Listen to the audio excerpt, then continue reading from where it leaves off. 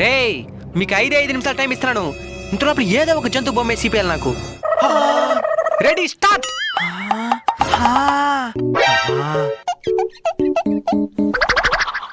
అయిపోయింది సార్. అప్పుడే అయిపోయిందా? ఇంకా 1 నిమిషం కూడా కాలేదు కదరా. తారేట ఏందిరా ఇదా? Amoeba sir. ఇదైతే ఎట్టైనా గీసేయచ్చని అందరూ ఇదే. నువ్వుదేరా